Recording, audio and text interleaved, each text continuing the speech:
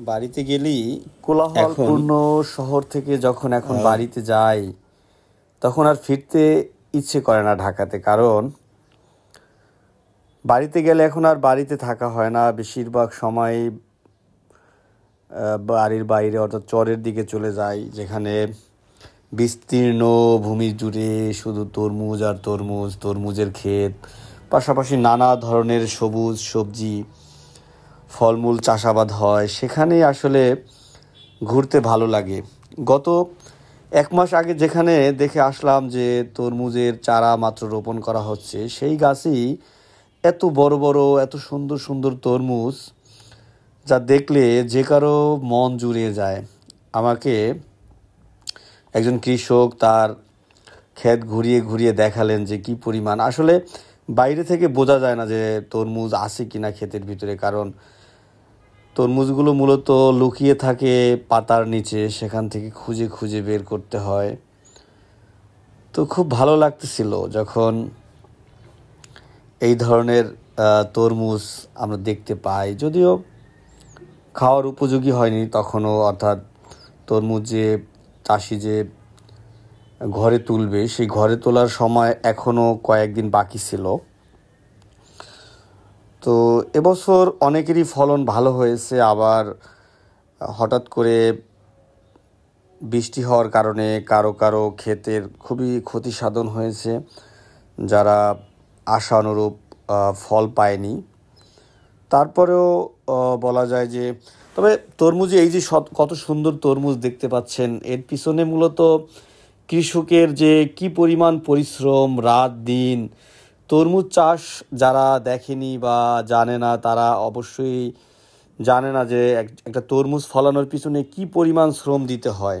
অর্থাৎ ধান গাছ বা অন্যান্য চাষাবাদের ক্ষেত্রে কিন্তু এত পরিমাণ পরিশ্রম দিতে হয় না, কিন্তু তরমুজের রোপণ থেকে শুরু করে জমি চাষ এবং সব কিছুই খুবই কেয়ারফুলি করতে হয়, ধৈর্য সহকারে করতে হয়, এবং প্রতিটা মুহূর্তই থাকে খুবই ঝুঁকিপূর্ণ, কারণ যে কোনো সময় তরমুজের গাছ মরে যায় বিভিন্ন সময়, বিভিন্ন কীটনাশকের অভাবে, বিভিন্ন ধরনের ক্ষতিকারক বালাইয়ের কারণে বিভিন্ন সময় ক্ষতিগ্রস্ত হয়।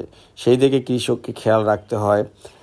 তো তরমুজ ফলানোটা আসলেই খুবই টাফ। আমরা বাজারে যে তরমুজগুলো দেখি, দিন শেষে তরমুজের চাষিরা কিন্তু ওই দামটা পায় না, অর্থাৎ বাজারে আসার পরে কিন্তু তরমুজের দাম দ্বিগুণ তিনগুণ হয়ে যায়, যেটা কৃষক পর্যায়ে ওই দামটা তারা যদি পেত, তাইলে তরমুজ একবার চাষ করে আর তাদের চাষ করা লাগতো না। কিন্তু দুর্ভাগ্যবশত হলো বাংলাদেশের সিন্ডিকেটের কারণে কৃষকরা অন্যান্য শস্যের পাশাপাশি তরমুজের ফলন ভালো হলেও তারা কিন্তু আশানুরূপ অর্থাৎ দামটা পায় না তারা।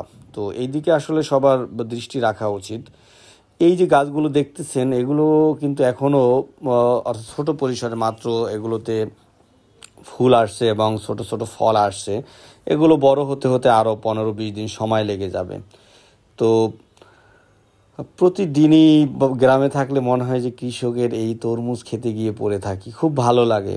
প্রকৃতির সাথে মিশে থাকতে কারই না ভালো না লাগে, তাই না? আমরা সারাক্ষণই ঢাকায় নামলেই বিভিন্ন গাড়ির হর্ন, বিভিন্ন ধরনের, এই যে চাষিরা এখন এখানে তরমুজের পরাগায়ন করে দিচ্ছে। একটা কথা বলে রাখা ভালো যে পরাগায়ন করে দিতে হয় কিন্তু এখানে, অর্থাৎ পুরুষ ফুলের সাথে নারী ফুলের কিভাবে একটা সঙ্গমের মাধ্যমেই কিন্তু একটা ফল আসে। আমাকে এই কৃষক দেখাচ্ছে তারা কিভাবে আসলে পরাগায়নটা ঘটান, সেটা আমাকে খুব নিখুঁতভাবে তিনি দেখাচ্ছেন, যে একটা পুরুষ ফুল তিনি ছিঁড়ে একটা মহিলা ফুলের সাথে লাগিয়ে দিচ্ছে, তারপরে এখান থেকে হয়তো ফল আসবে। তো কৃষক কিন্তু এই তরমুজের পাশাপাশি ক্ষেতের পাশে নানা ধরনের অন্যান্য জিনিস রোপণ করে, যেমন খিরাই, অন্যান্য। আমাকে কিছু খিরাই দেওয়ার জন্য এই কৃষক খুবই জোরাজুরি করতেছে, এবং দেখলাম এখানে কুমড়া গাছ লাগাইলো। তো কুমড়া শাক আমার খুব পছন্দ, তো কুমড়ো শাক পছন্দ বলার সাথে সাথে সে কেটে দেওয়া শুরু করলো আমাকে, এবং এই কুমড়ো শাকগুলো দেখতে এতই তরতাজা যে তখন ইচ্ছে হচ্ছিল যে আমি আসলে খেয়ে ফেলি। তো বাড়িতে নেয়ার জন্য আমাকে কিছু তরমুজ যে কি বলে এই যে কুমড়া শাক তিনি কেটে দিলেন, এবং বাড়ি পর্যন্ত মূলত তিনি পৌঁছে দিলেন আমাকে। তো এই ইয়েগুলো এখানে যেটা দেখতে পাচ্ছেন, এটা কিন্তু তরমুজের পাশাপাশি আবার অন্য চাষ হচ্ছে। তো তরমুজ ক্ষেত্রে যেটা বললাম যে নানা ধরনের অন্যান্য আর কি জিনিস যেটা মূলত নিজেরা খাওয়ার জন্য, যেমন ধনেপাতা, কাঁচামরিচ বা টমেটো, পেঁয়াজ, রসুন এই ধরনের আবাদ হয়। এই যে এই কৃষক আমাকে কিছু ধনেপাতা দিচ্ছেন এবং আমার জন্য পুঁই শাকেরও আয়োজন করতেছেন।